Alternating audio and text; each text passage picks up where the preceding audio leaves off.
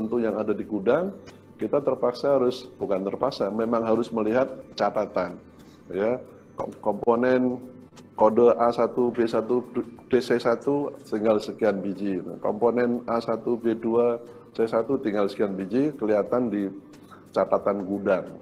Nah itu namanya masih manual. Sekarang kita sudah memasuki zaman industri 4.0, ya. Pemerintah Indonesia dengan gagah berani memutuskan Making Indonesia 4.0. Padahal keadaan masyarakat kita belum sepenuhnya siap seperti itu, ya. Di ujung timur sana kita masih punya saudara-saudara kita di Papua yang bahkan komputer aja mungkin belum pernah pegang. Di Jakarta sana ada orang yang sudah overloaded dengan komputer. Tapi suka tidak suka, sekarang kita sudah masuk zaman 4.0, di mana inventory itu tidak lagi dicatat satu-satu, dipindahkan ke kertas. Item seperti ini, ada stok seperti ini di sebuah toko, dulu ini dicatat, remote control Panasonic jenis apa gitu, dicatat jumlahnya dan sebagainya. Nah sekarang ini setiap barang seperti ini, pengkodeannya dikasih barcode, lalu ada semacam chip khusus, kemudian dikaitkan dengan internet, dan datanya disimpan di cloud. Itu yang disebut dengan Internet of Things.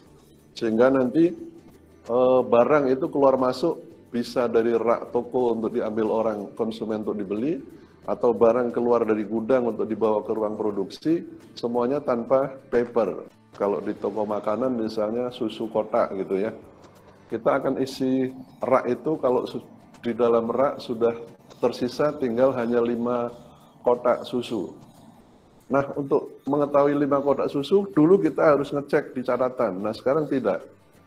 Kalau pertama kita taruh 100 kotak, lalu 95 diambil oleh konsumen, dan tercatat secara online, maka begitu sisanya tinggal 5, akan ada alarm bunyi tet atau apapun, kemudian bagian replenishment atau bagian pengisian persediaan akan naruh barang di situ lagi, sehingga penuh lagi 100.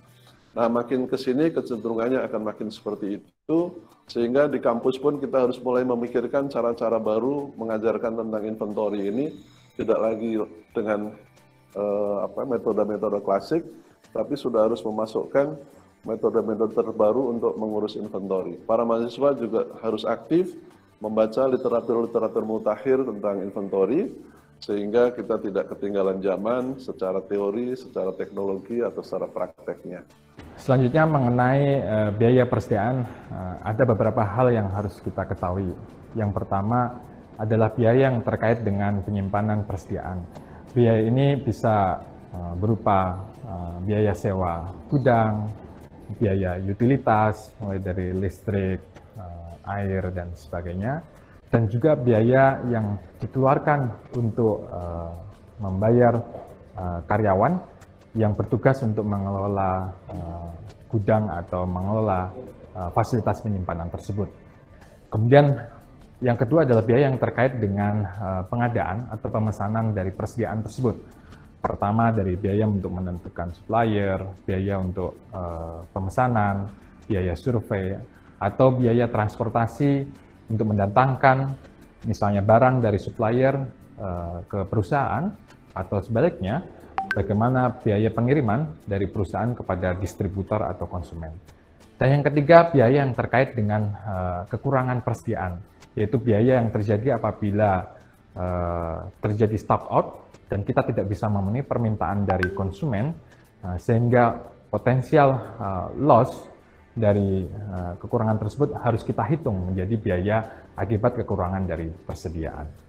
Kita tadi menyinggung tentang fokus pengelolaan persediaan, di mana fokus yang pertama adalah menentukan jenis persediaan karena ada ratusan atau ribuan item barang yang disimpan oleh perusahaan.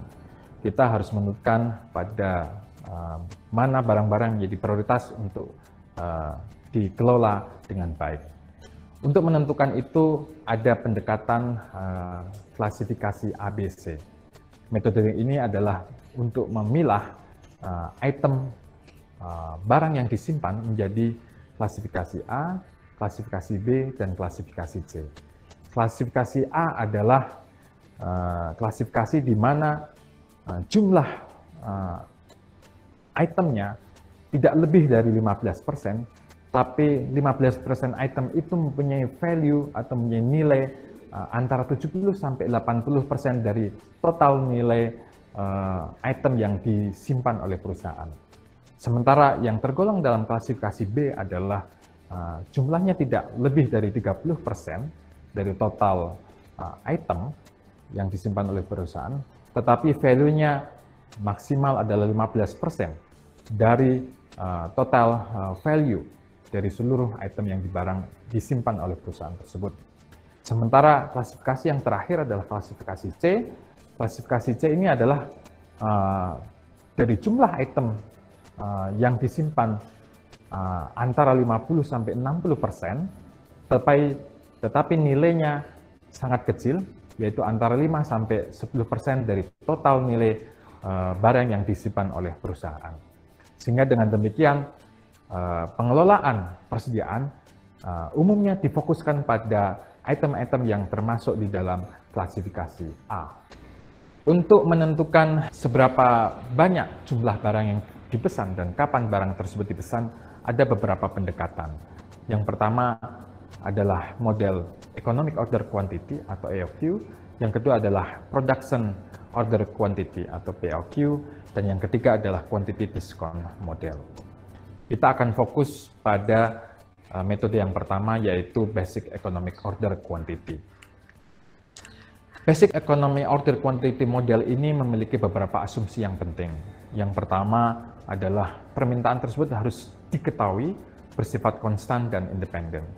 Kemudian yang kedua, lead time juga harus diketahui dan bersifat konstan. Yang ketiga, penerimaan barang tersebut bersifat instan dan komplit pada setiap kali pengiriman. Kemudian quantity discount tidak dimungkinkan dalam hal ini. Hanya variabel biaya pemesanan dan penyimpanan yang menjadi dasar untuk menentukan jumlah atau kuantitas dari pemesanan. Dan dalam hal ini juga stock out itu dihindari.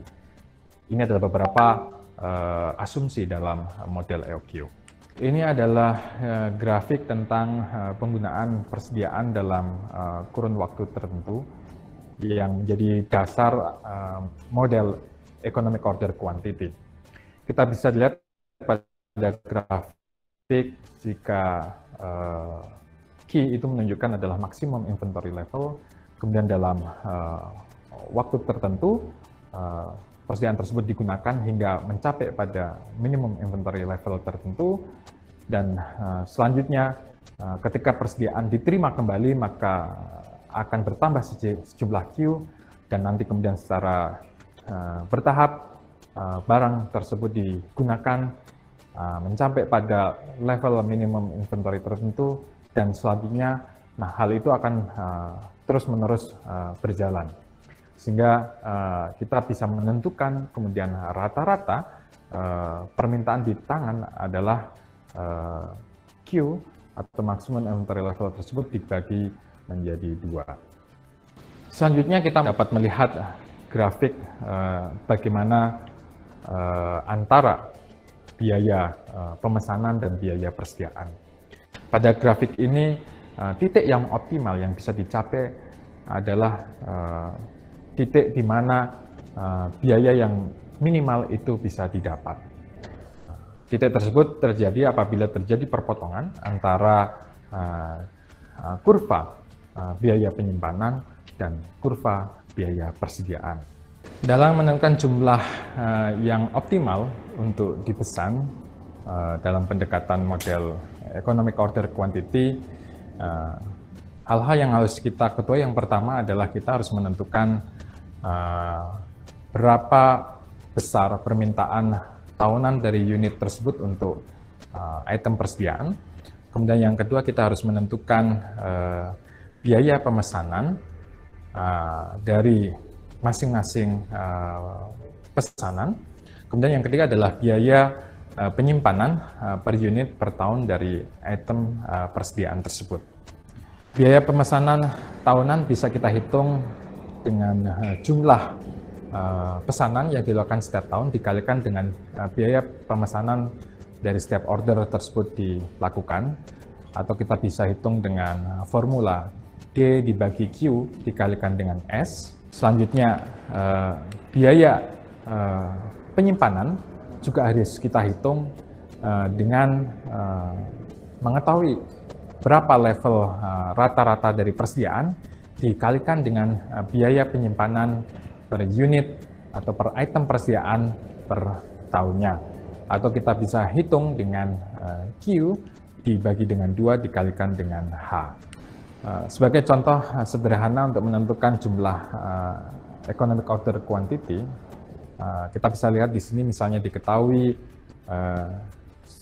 jumlah permintaan tahunannya adalah 1000 unit, kemudian biaya pemesanan adalah 10 USD per pesanan, dan biaya penyimpanan sebesar setengah dolar per unit per tahunnya, maka kita bisa menghitung jumlah pesanan yang optimal adalah akar dari 2 kali D kali S per H, atau sama dengan akar dari 2 kali 1000 dikalikan 10 dibagi dengan 0,5, atau sama dengan akar 40.000 atau sama dengan 200 unit.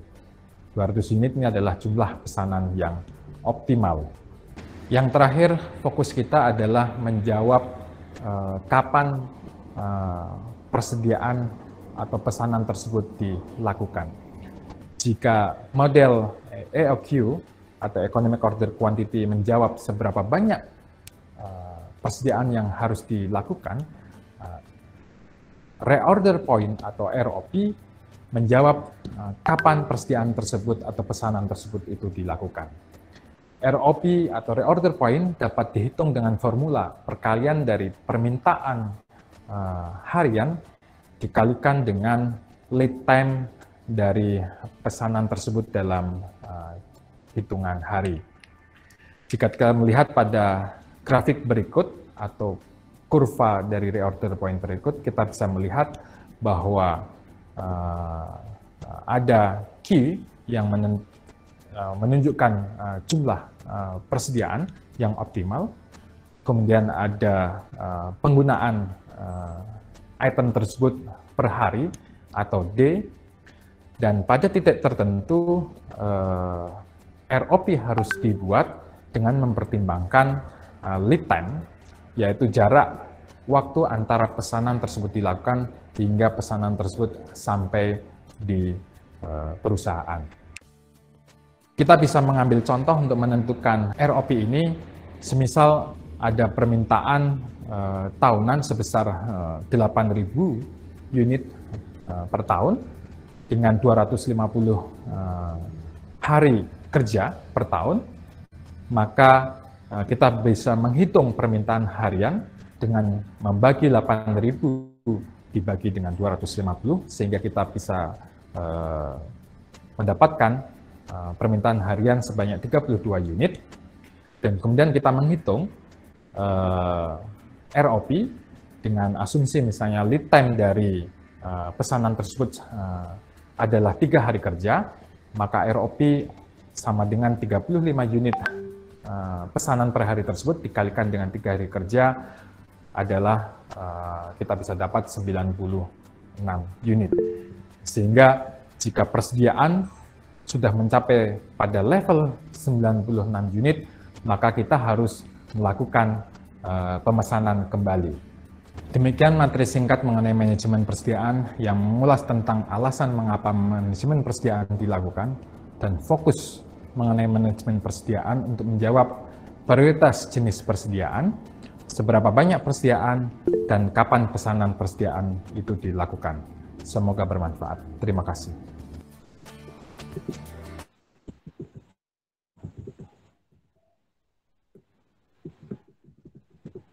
Halo.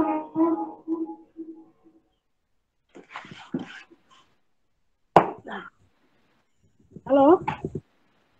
Ya, tadi Anda sudah menyimak video ya. Tadi saya sempat mencari bahan apa yang kira-kira yang mudah Anda cerna ya kan. Udah berapa bulan Anda liburan ya, saya coba cari lagi materi-materi yang untuk Anda mengingat lagi tentang pelajaran di mata kuliah P3. Ya. P3 Anda belajar tentang persediaan. Oke. Kita diskusi dulu dari video yang tadi. Ya. Di video tadi dijelaskan apa sih sebenarnya alasan kita perlu persediaan itu untuk apa sih? Halo, saya ingin tes Anda apakah Anda benar-benar menyimak nggak dari video tadi? Alasan adanya persediaan apa sih? Halo, silahkan yang menjawab Agar silahkan. proses produksinya dapat berjalan terus Bu, jadi produksinya nggak berhenti. Oke. Yang dicari dari persediaan itu apa sih titik temunya ya?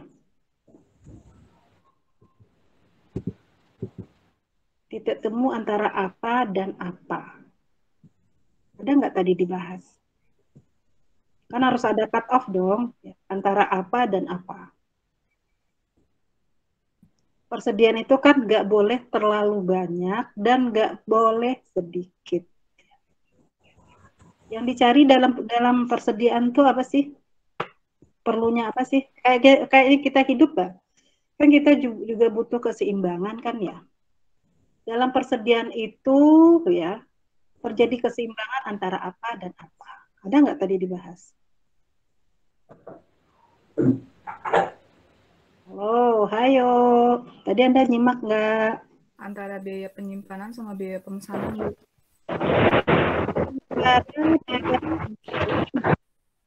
Pemesanan.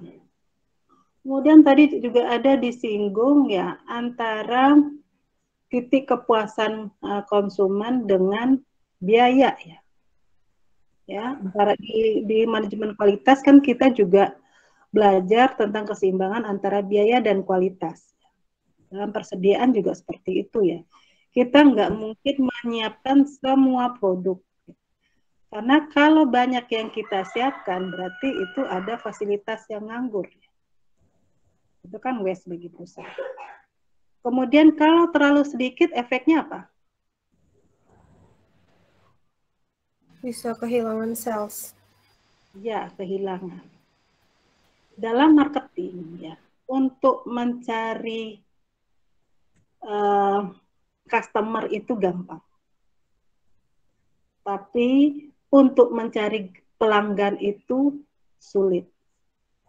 Antara customer sama pelanggan sama atau tidak? Halo, customer dengan pelanggan. Beda Bu. Beda Bu. Bedanya di mana? Kalau pelanggan berarti dia udah pernah beli di kita dan udah mempercayai di kita untuk terus jadi yang di tempat yang dia beli gitu Bu, karena udah percaya. Kalau Customer dia baru beli pun udah jadi customer kita.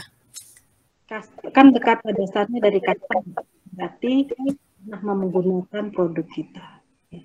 Tapi kalau pelanggan berarti ada unsur repeat order ya. Ada unsur kesetiaan. Ya, jadi setia terhadap produk yang kita jual. Ya, beda antara pelanggan dengan customer. Kemudian tadi ya, yang pertama pembawa materi pertama itu ada nggak nasihat ya. Kalau misalnya dongeng itu kan ada itunya ya, pesan moral ya. Pesan moral dari pemateri pertama tadi buat Anda apa? Ada nggak? Ada nggak? Yang tadi, yang pertama. Anda sebagai mahasiswa, pesannya apa tadi? Ada nggak nasihatnya untuk Anda? Mungkin pesannya juga sama. Saya juga akan memberikan pesan yang sama bagi Anda. Anda harus banyak membaca. sekarang sejak ada pandemi ini dunia berubah, ya, berubah dengan cepat. Kalau dulu ya kebanyakan orang dagangnya masih face to face ya, atau dalam proses produksi masih face to face ya. Sekarang sejak pandemi ini kontak antar manusia, antar barang juga dibatasi ya. Jadi Anda juga diminta harus banyak belajar tentang apa isu yang terjadi di luar. Ilmu itu luas ya, seperti supply chain ya. Anda nanti kan sistem rantai pasok ini ya. Jadi antara pemasok ya atau supplier dengan produsen itu ya, kalau dulu harus ketemu dulu, lihat contoh barangnya dulu atau apa ya, barulah muncul PO, purchase order ya. Tapi sekarang enggak. Yang dibutuhkan adalah unsur kepercayaan antara customer ya dengan supplier ya, segala macam ya. Karena kita kan nggak boleh juga ketemu langsung sekarang ya. Nah, jadi isu itu akan selalu berkembang. Misalnya ada lagi supply chain untuk produk halal. Sekarang kita menjual bukan hanya dipikirkan antar wilayah kita saja, tapi sekarang dunia itu semakin sempit ya. Batasannya bukan batasan wilayah, daerah, tapi antar negara. Nanti materi supply chain itu sangat luas ya, bisa tentang produk halal, bisa juga dengan makanan beku ya. Ya. Cold storage ya, cold storage bagaimana ya. Jadi nanti banyak isu-isu baru dalam sistem rantai pasok, apalagi pandemi seperti ini ya, banyak materi-materi baru yang mungkin di teori yang 6 buku yang waktu tadi saya bacakan di di silabus tadi itu belum ketemu. Di silabus tadi itu mungkin lebih banyak teori ya. Tapi prakteknya bisa Anda baca sendiri ya, Anda bisa cari di Google ya, atau cari di YouTube. Di luar itu sebenarnya supply chain itu seperti apa sih? Ya, itu pesan moral yang harus Anda camkan. Anda bukan anak semester 1 atau semester 2. Kalau semester 1, semester 2 saya agak santai menghadapi Anda ya. Anda masih unyu-unyu lah ya. Sekarang Anda udah mau jadi sarjana ya. Anda kan mau jadi ST kan, sarjana teknik ya.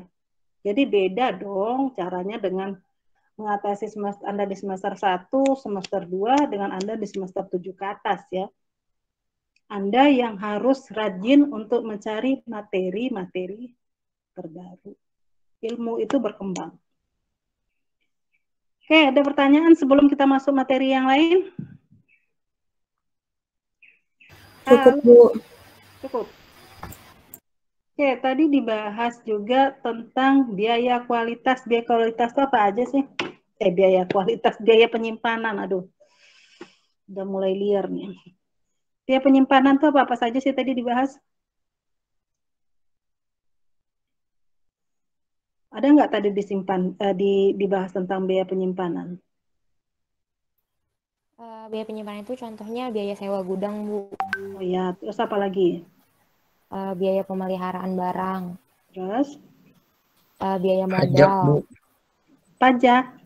Pajak apa itu biaya penyimpanan?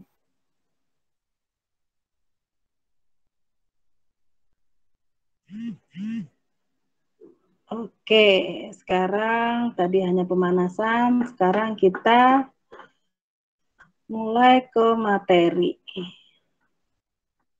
Nah, sekarang tadi kita berbicara tentang persediaan. Persediaan itu secara teoritis adalah segala sesuatu yang disimpan ya, kemudian digunakan atau ditawarkan pada saat yang diperlukan. Ya. Itu salah satu definisi dari persediaan. Oke. Yang kedua,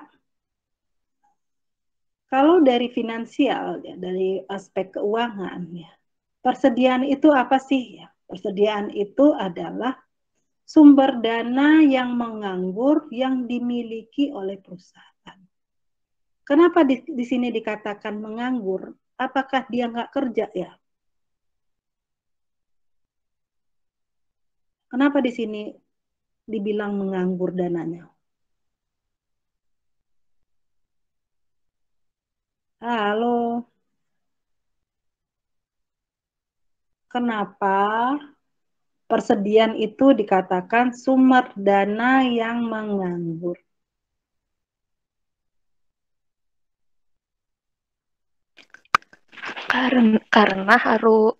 Karena dipakainya pas diperlukan saja, Bu. Oke. Ya, terima kasih. Ada lagi yang lain?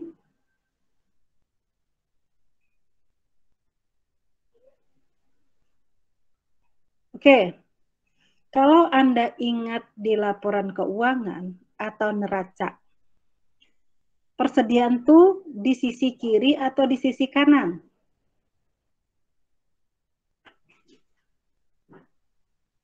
Persediaan.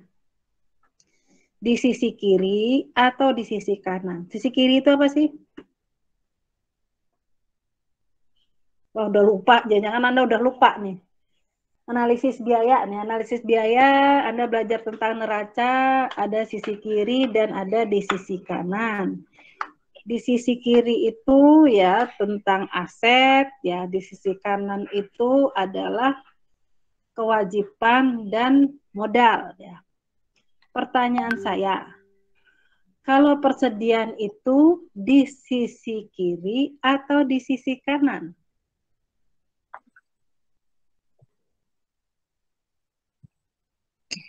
Kiri. Kiri. Kiri. Kiri ya. Iya, Bu. Ya. Oke. Jadi kenapa dikatakan menganggur? Ya, karena dia belum bisa menghasilkan uang kan ya. Masih dalam bentuk barang setengah jadi atau bahan baku atau produk yang belum berubah menjadi uang kan bagi perusahaan ya. Ya masih nganggur kan ya. Oke. Kemudian ada lagi yang mendefinisikan persediaan itu adalah aset yang memiliki tingkat kepentingan tinggi yang harus dimiliki perusahaan. Persediaan. Tadi sempat belajar juga tentang kenapa sih persediaan itu perlu ya. Tadi dicontohkan kalau misalnya di rumah ada tamu ya, Anda nggak punya gula, apa yang terjadi? Nah, di perusahaan juga seperti itu ya. Ya, di perusahaan misalnya perusahaan apa? Perusahaan apa tadi yang misalnya tadi sepatu ya. Tadi kan dicontohkan toko sepatu ya. Toko sepatu nggak mungkin semua produk yang dia simpan. Ya. Tetapi yang menjadi prioritas tadi yang mana? Ada tadi ABC sempat disinggung kan ya? Halo. Ya. Jadi yang dilihat adalah yang memiliki tingkat kepentingan yang tinggi. Oke, ada pertanyaan sampai di sini?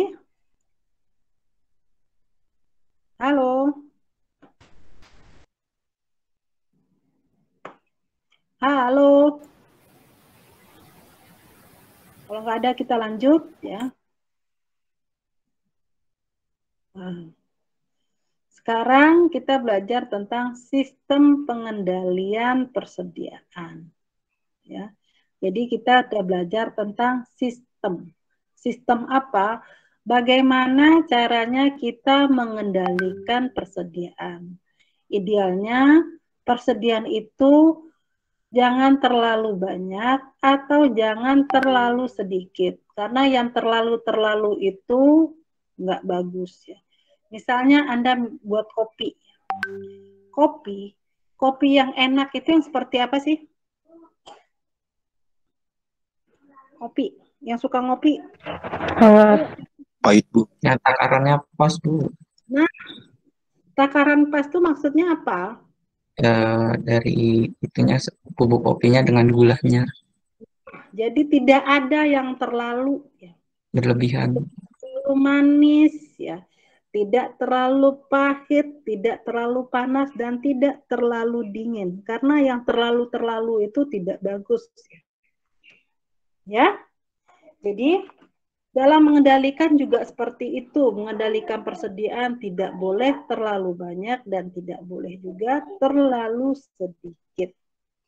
Ya, dalam sistem pengendalian persediaan merupakan serangkaian kebijakan pengendalian untuk apa? Ada beberapa hal yang ditentukan. Yang pertama adalah tingkat persediaan yang harus dijaga. Safety stock-nya berapa sih ya? Kita sekurang-kurangnya harus pegang berapa sih? Ini bisa Anda dalam kehidupan sehari-hari juga sih. Misalnya sistem pengendalian persediaan uang. Anda punya uang untuk jaga-jaga juga kan ya? Ya kan? Nggak mungkin juga di dompet Anda sampai habis baru Anda pergi ke ATM kan ya? Iya, Bu. Juga kan ya. Nah, dalam persediaan juga seperti itu. Ada tingkat persediaan yang harus dijaga atau safety stock ya. Berarti pakai sampai titik aman berapa ya, kemudian Anda harus pengisian kembali. Yang kedua apa? Kapan persediaan itu harus ditambah ya atau dilakukan? Waktunya kapan? Ya, tadi ada di bagian-bagian terakhir ya, dibahas tentang EOQ. Ada yang masih ingat nggak?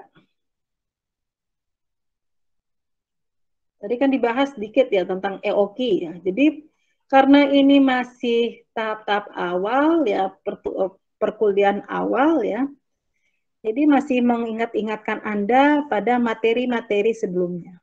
Jangan sampai gini loh. Namanya ilmu itu saling kait-mengkait, apalagi ini udah semester atas ya. Nanti ada hubungannya dengan P3 ya, ada hubungannya dengan biaya ya. Ya, karena ada lagi hubungan dengan kualitas, masalah transportasi dan segala macamnya.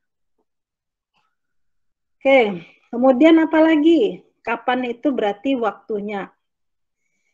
Yang terakhir adalah berapa besar pesanan yang harus diadakan atau kuantitinya berapa. Ya. Jadi ada 3 kebijakan yang kita ambil dalam sistem pengendalian persediaan. Yang pertama adalah tingkat persediaan yang harus dijaga. Ya. Yang kedua, kapan pesanan untuk ditambah ya, waktunya kapan. Yang terakhir adalah berapa besar pesanan yang harus diadakan. Ya. Tujuannya apa? Untuk menentukan dan menjamin persediaan yang tepat dalam apa? Kuantitas dan waktu. Karena apa? Tidak boleh terlalu banyak dan tidak boleh terlalu sedikit dalam kuantitas. Kemudian waktu. Kenapa? Ya, kita di sini juga harus memperhitungkan lead time-nya kapan ya. Ya, ada waktu antara pemesanan dan pengiriman kan ya. Oke. Oke, ada pertanyaan sampai di sini? Halo. Belum, Bu. Belum, Bu. Oke. Belum. Ini kita ulas sedikit tentang jenis persediaan. Persediaan tadi udah dibahas. Ada 3 ya. Yang pertama adalah barang mentah. Yang kedua adalah WIP tadi ya. Bukan WIB ya. Work in process, yaitu barang setengah jadi. Yang terakhir adalah persediaan barang jadi. Oke. Pertanyaannya, kenapa perusahaan mempunyai persediaan? Karena apa? Persediaan diperlukan untuk mengantisipasi ketidaksempurnaan pasar.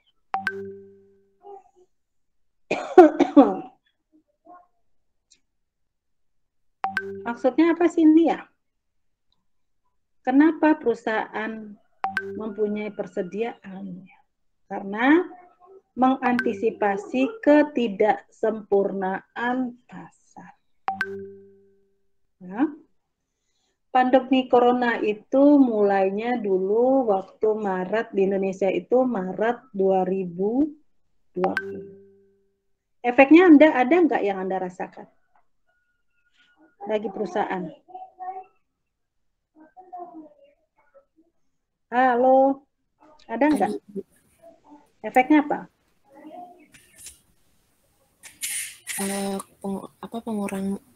Pengurangan dari permintaan pelanggan juga, Bu. Oke, terus apa lagi? Harga bahan bakunya makin pada naik, Bu. Oke, ada lagi nggak?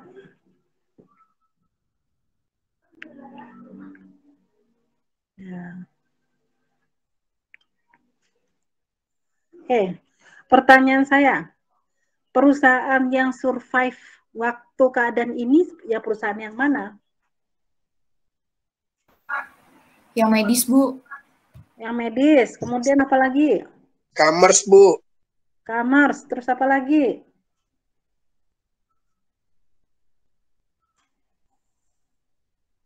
Perusahaan yang cepat tanggap atau bisa mengantisipasi pasar. Apa yang berubah sekarang? Anda lihat nggak di jalan-jalan itu kenapa ruko banyak yang kosong? Mahal, Bu, sewanya. Ya, terus apa lagi?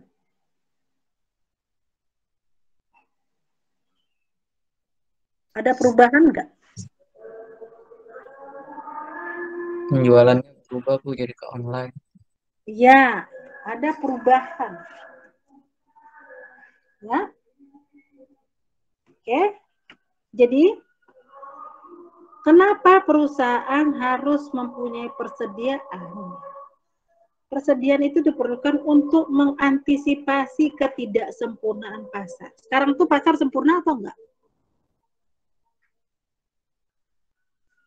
Enggak, Bu. Enggak. Kenapa? Ada ketidakseimbangan antara supply dan demand. Ya kan? Pasar nggak sempurna kan sekarang. Ya? Tidak seimbangnya antara persediaan dan permintaan. Ya, untuk itu diperlukan mengantisipasinya seperti apa? Misalnya Anda ingat pada awal-awal pandemi itu tahun 2020 sekitar Maret atau April. Ya. Perubahan apa yang terjadi di pasar?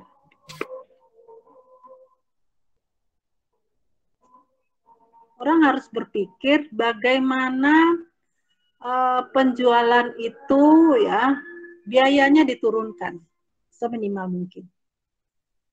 Kalau dulu orang perlu sewa toko, ya sekarang kan pemasaran sudah online ya. Ya. Jadi ada biaya-biaya yang perlu dikurangi untuk mengantisipasi ketidaksempurnaan pasar. Akibatnya apa?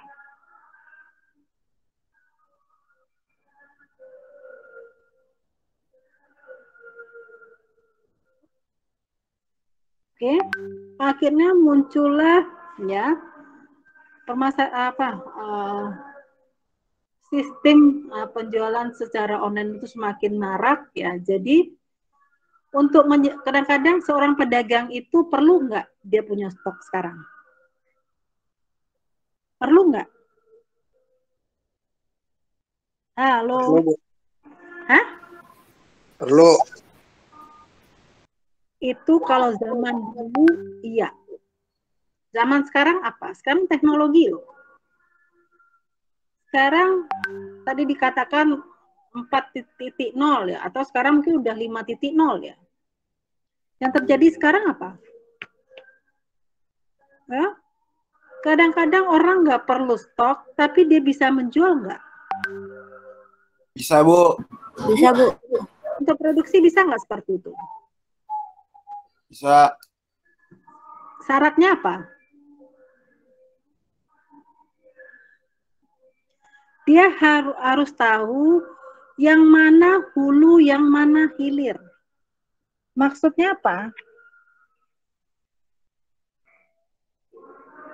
Ya, jadi dia harus tahu hulunya dari mana, atau bahan bakunya itu dari mana, ya kan? Yang kedua yang dia tak harus kuasai, hilirnya kemana, atau penjualannya itu kemana, ya. Misalnya sekarang, ya, lagi booming itu kan perusahaan obat ya. Perusahaan obat tuh perlu nggak dia punya banyak gudang untuk mengantisipasi persediaan? Nggak perlu. Yang perlu dia adalah tempat sumber daya itu dihasilkan di daerah mana. Kemudian juga dia harus tahu ya produk yang mau dijual itu nanti di mana. Ya. Nah, makanya persediaan juga sekarang udah berubah.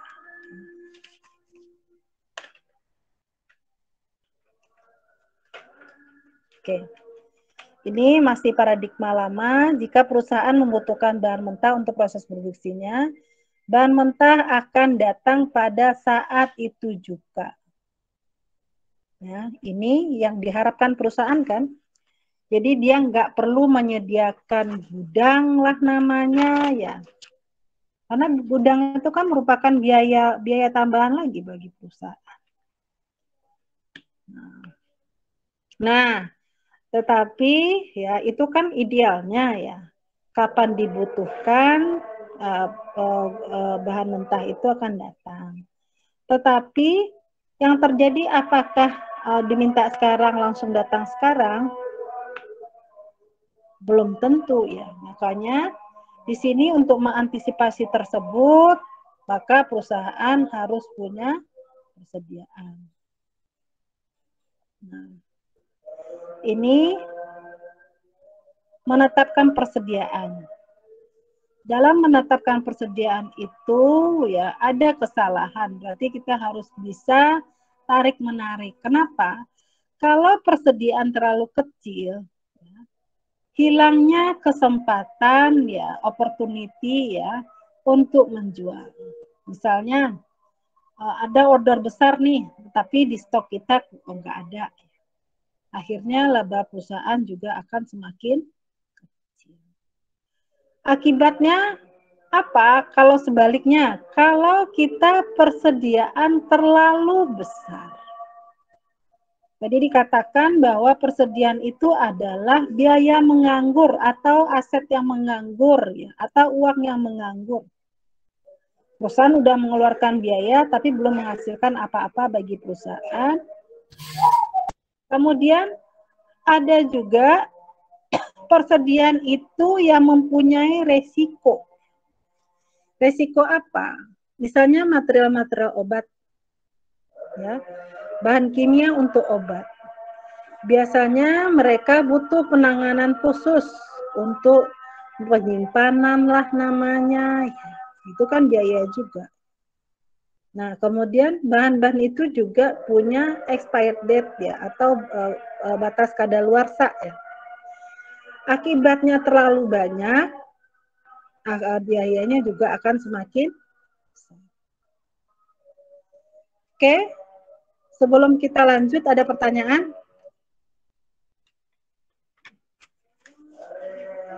Halo. Belum, Bu. Belum, Bu. Oke, kita lanjut ya.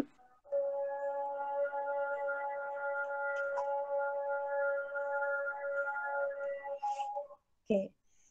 sekarang ya kita membahas tentang manfaat investasi pada persediaan. Yang pertama, kita dapat memanfaatkan diskon kuantitas. Diskon kuantitas itu apa sih? Diskon kuantitas. Anda di P3 belajar nggak tentang diskon kuantitas? Atau quantity diskon? Hanya Anda perusahaan roti. Kalau belinya makin banyak, makin murah. Ya, kenapa?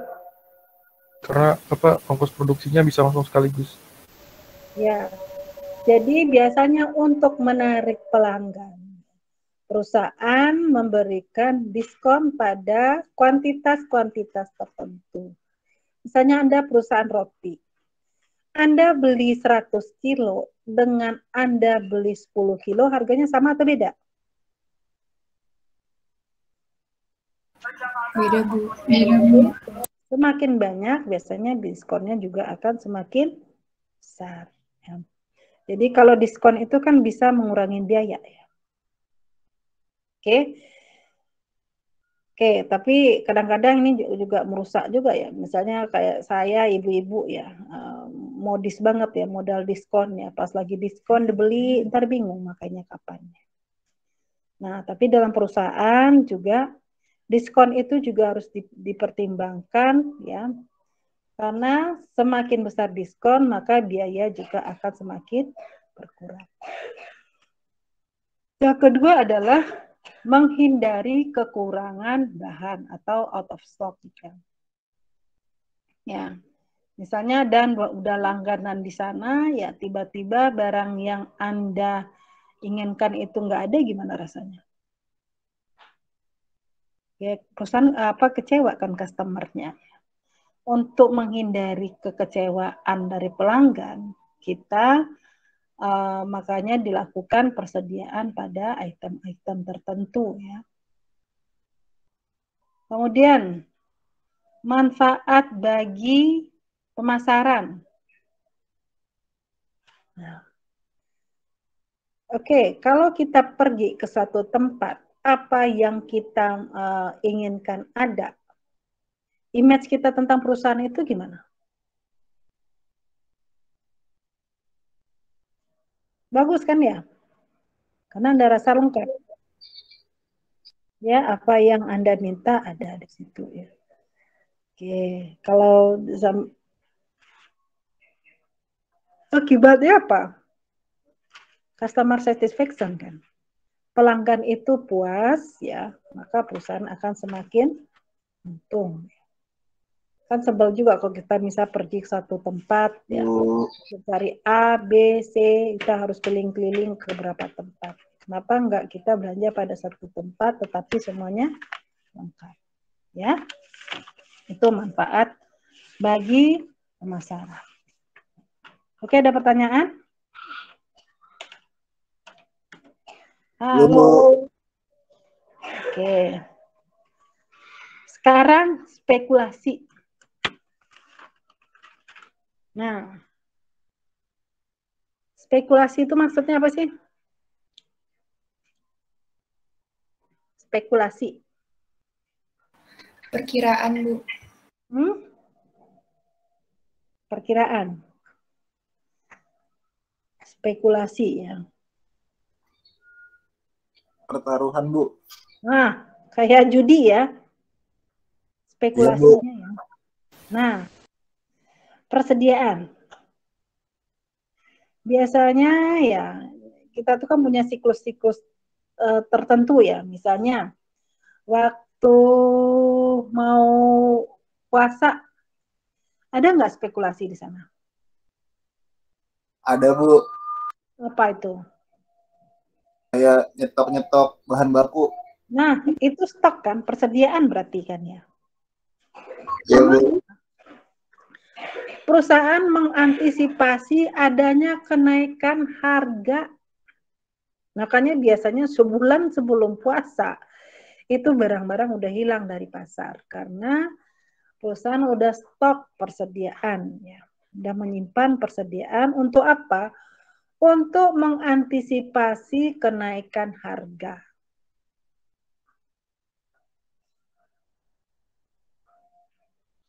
Ya, jadi persediaan itu perlu dilakukan ya, kadang-kadang perusahaan juga untuk spekulasi. Untuk apa? Ya, untuk mengantisipasi adanya kenaikan harga. Atau untuk mengantisipasi peningkatan permintaan. Misalnya, mau tahun ajaran baru, ada nggak yang spekulasi?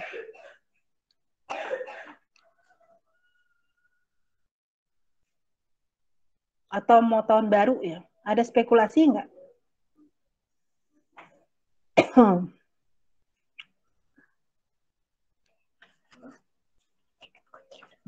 Ya. Oke, sekarang biaya yang berkaitan dengan persediaan. Yang pertama adalah biaya investasi.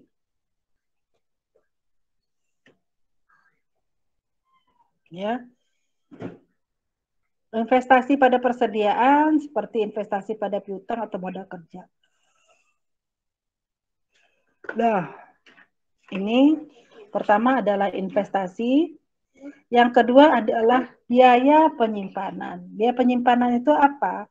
Biaya yang digunakan untuk menyimpan persediaan tadi, menyangkut pertama adalah biaya sewa gudang. Yang kedua apa? Asuransi. Asuransi itu gunanya untuk apa? Untuk menjamin keamanan dari barang yang kita simpan tersebut. Selanjutnya apa? Pajak. Ya, persediaan juga kena pajak. Yang terakhir adalah biaya kerusakan persediaan. Maksudnya apa itu biaya kerusakan persediaan? Kalau makanan bisa basi, Bu. Ya, terus apa lagi? Kerusakan persediaan. Makanan basi. Terus apa lagi? Kalau bahan kimia bisa rusak, ya, atau masa kadaluarsanya udah lewat, ya. Nah, itu biaya kerusakan persediaan. Ya.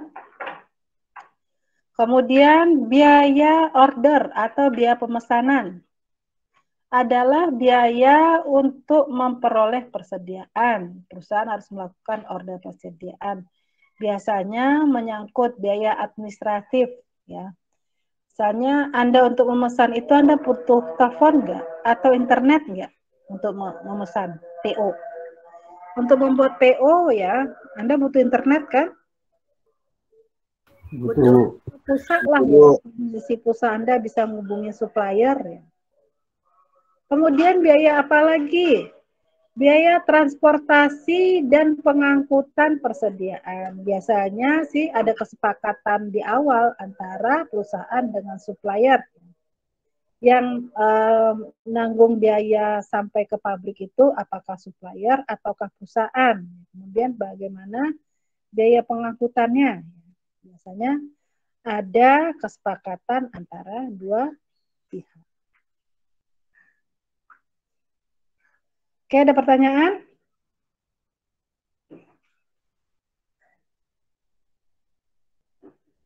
Belum. Tadi kita sempat membahas tentang fokus dalam pengelolaan persediaan itu ada 3. Yang pertama, kuantitasnya berapa banyak yang harus dipesan, ya. Kemudian berapa banyak jenis persediaan yang harus disimpan, ya. Tadi sempat disimulasikan tentang ABC, ya.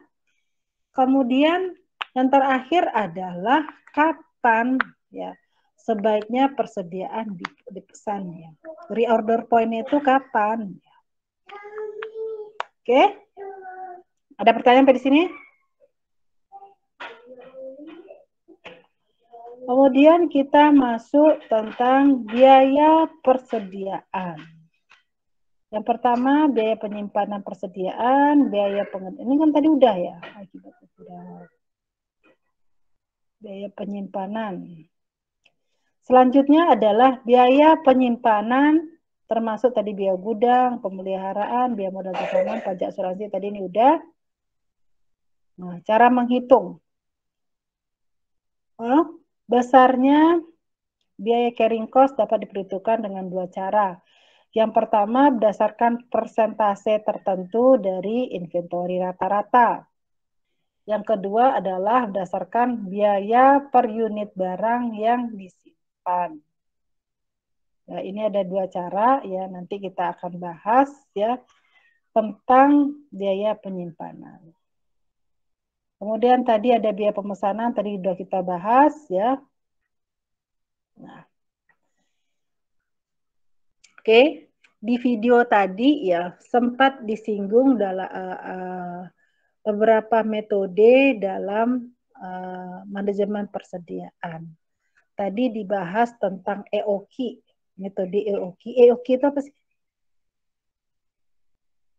EOQ itu apa sih? Economic order quantity. Nah, itu kepanjangan itu mah ya. Di sini juga saya udah buat loh di sini EOQ itu economic order quantity ya. Maksudnya apa sih? Metode itu gimana sih? Metode EOQ itu apa?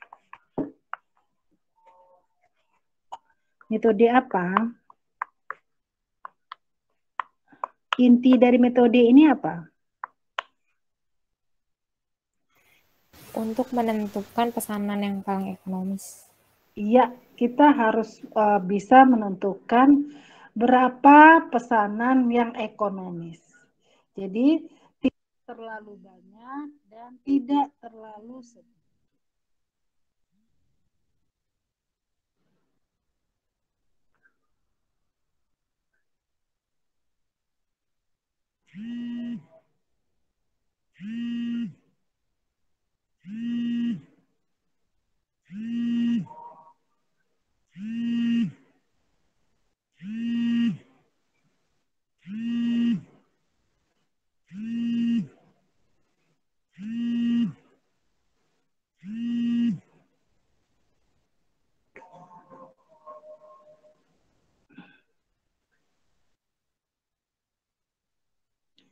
Oke, tadi juga ada sistem ABC itu apa sih?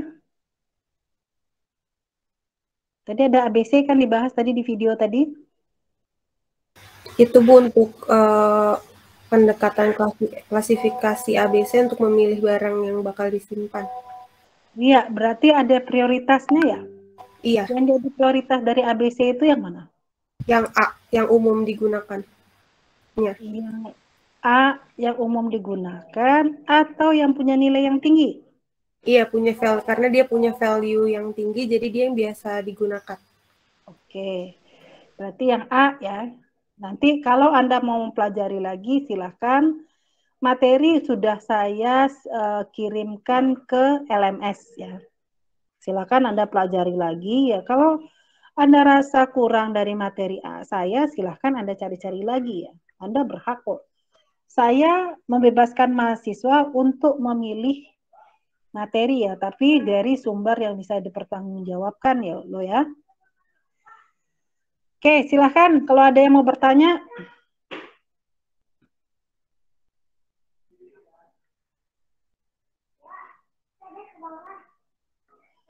Halo. Dari saya cukup, Bu.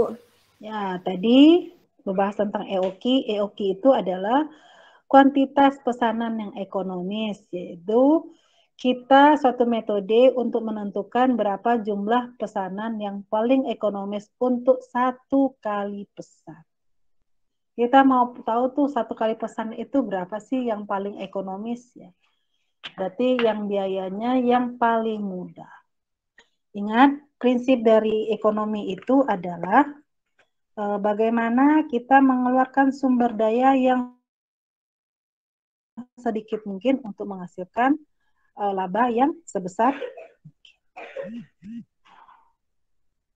Oke, reorder point. Dalam EOQ itu kita mempelajari tentang reorder point atau titik pemesanan kembali, yaitu satu titik ya di mana perlu dilakukan pemesanan kembali ya. Ini rumusnya. Kemudian safety stock. Safety stock itu apa sih? Persediaan tambahan yang diadakan untuk melindungi atau menjaga kemungkinan terjadinya kekurangan bahan. Yang terakhir tadi ABC tadi. Ya, dalam ABC tadi kan ada 3 golongan, ada A, ada B, dan ada C. Ya, berdasarkan apa kepentingan dari nilai rupiah pada investasi masing-masing golongan. Tadi ada A, ada B, dan ada yang C.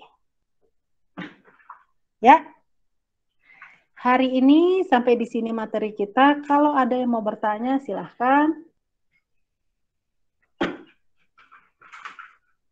Halo, ada yang mau bertanya enggak? Cukup, Bu. Cukup.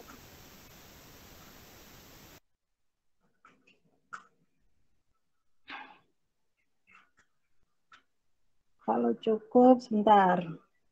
Ini saya tutup dulu, sebentar.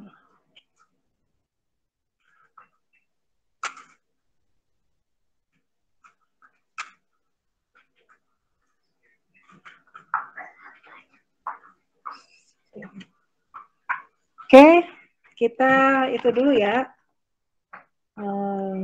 Dokumentasi dulu ya.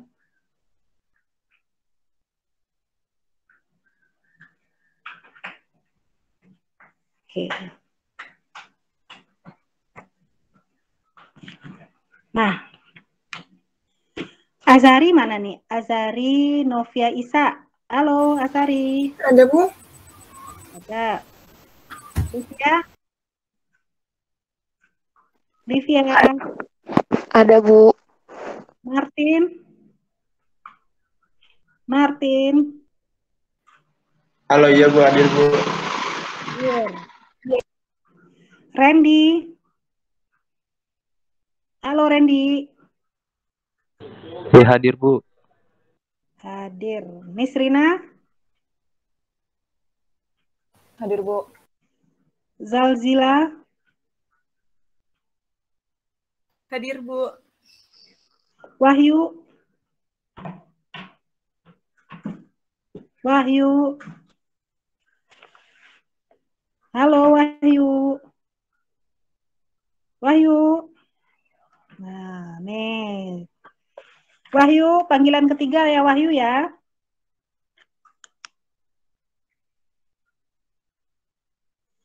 Rizky Novitasari. Rizky.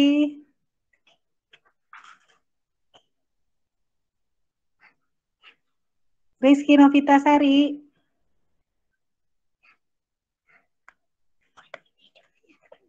Iya. Triana. Halo Triana. Ya Bu, hadir. Hadir. Angga Ferdinand. Hadir Bu.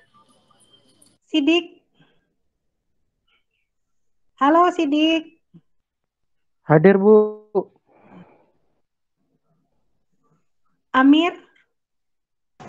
Hadir Bu, Amir. Deviana.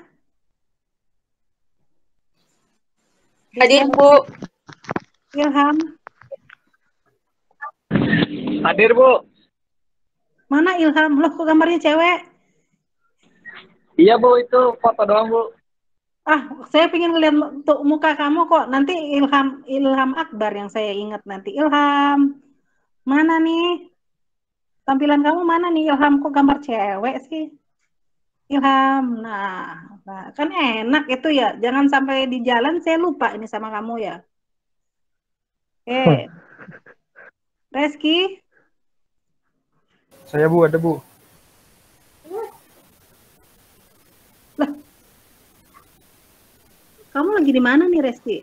Enggak, ini background Zoom-nya Bu, jadi backgroundnya kayak kartun-kartun gitu.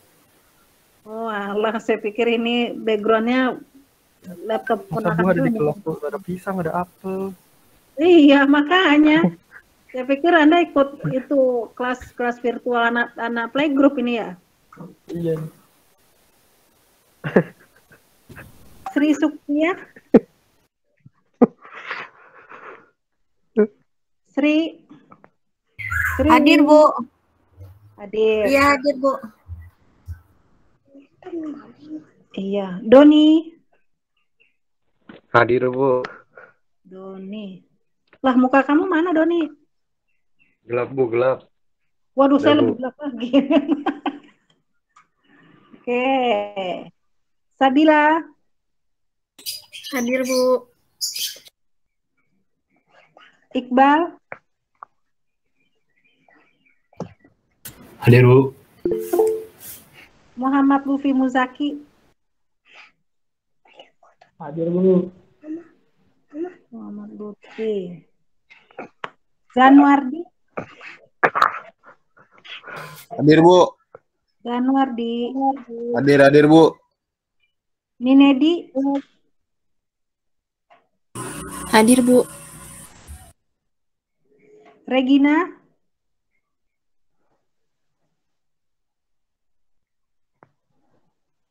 Muhammad Farhan.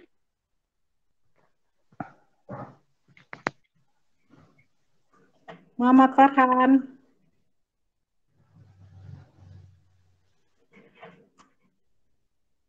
Muhammad Farhan.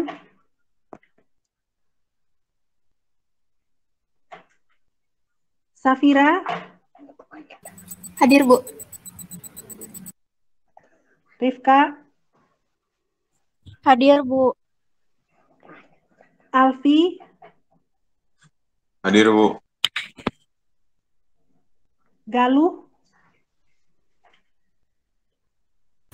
Hadir, Bu.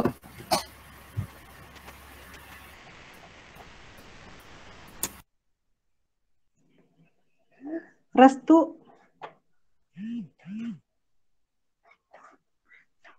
Restu. Restu. Hadir, Bu. Daniel. Daniel. Saya, Ibu. Dah? Ya. Selamat sore ya. Sampai jumpa pada pertemuan berikutnya. Saya belum dipanggil. Ibu, saya belum dipanggil. Saya belum dipanggil. Kamu satu persatu ya. Namanya juga acak ya. Yang kira-kira Belum panggil. ya Bu. namanya juga acak ya. Wah, kalau ketahuan siapa dipanggil nanti ketahuan nih. Wah, ini nih saya nih absen nomor sekian ya. Waduh, Anda sudah semester 7 ke atas kok masih kayak gini ya. Untuk ngagetin kamu aja, saya pengen mastiin ini hadir enggak ya. Jangan sampai fotonya doang ya. Semester ini saya harus berubah ya. Saya nggak mau kayak semester lalu ya. Yang foto Anda hadir, ternyata yang hadir hanya fotonya saja ya. Oke? Masih ada yang mau bertanya? Oke, tugas Anda ya. Tugas Anda untuk pertemuan hari ini, Anda membuat rangkuman dari materi yang ada di LMS tentang manajemen persediaan tadi. Yang dari itu ya, dari YouTube ya. Kan tadi ada 2 materi ya. Yang pertama dalam PDF ya. Yang kedua dalam YouTube ya. Anda buat rangkuman dari materi yang di YouTube. Deadline-nya hari ini jam 12 malam Anda kirim ke email saya. Ya. Oke. Tadi ada beberapa orang yang ketangkap sama saya nggak udah 3 kali manggil nggak ada, berarti saya anggap ada absen ya. Oke, ada mau bertanya lagi? Saya tunggu tugas Anda jam 12 malam, terakhir jam 12 malam ini, tapi tulisan tangan loh ya. Rangkuman, Anda buat tulisan tangan, kemudian Anda upload ke email saya. Oke, ada pertanyaan? Cukup, Bu. Cukup, Bu. Cukup, Bu. Oke, terima kasih. Sampai jumpa pada pertemuan berikutnya. Oke, jangan lupa Baik, Anda terima tetap kasih, menjaga Bu. kesehatan Anda ya. Jaga jarak, jaga protokol ya. Oke, terima Baik, kasih. Bu. Waalaikumsalam ya. Sampai jumpa pada pertemuan berikutnya. Terima kasih. Ya, silahkan kalau yang mau keluar ya silahkan. Terima kasih, Bu.